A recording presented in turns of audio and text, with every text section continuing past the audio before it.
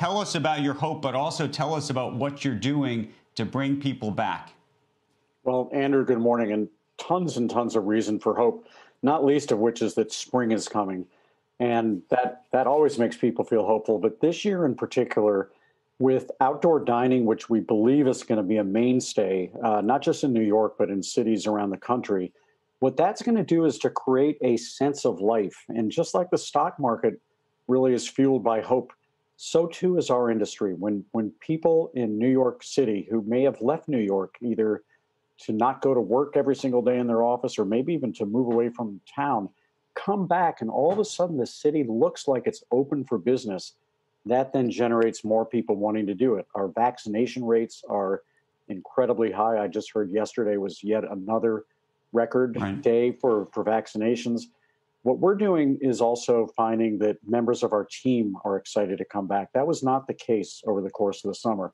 And then finally, we've just learned that within the next couple of days, restaurants will be able to serve indoors at 50% capacity. So if you take nice weather so you can serve outdoors plus 50% indoor capacity, it starts to get close to where we should be in terms of our capacity for revenue.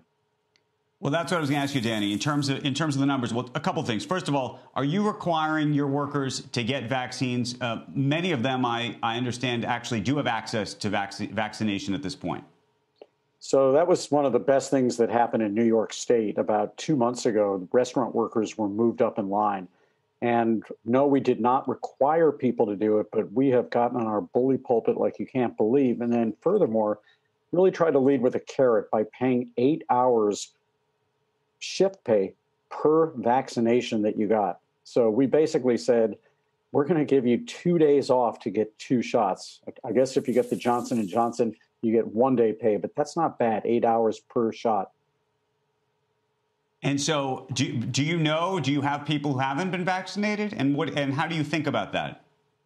I don't know people who've not been vaccinated. I do know that there's a certain part of the population that is still very concerned about it. But I feel like our job as business leaders is to set an example and make it as clear as possible that this is very, very important. We're going to continue to have our staff have ultra safe hygiene, double masks in the kitchen. We've been piloting a program for the last several months with Clear, and we have something called Health Pass, where every single one of our employees goes through the Clear Health Pass with using their app. It asks them several questions. If they have been vaccinated, that information becomes part of their Health Pass as well.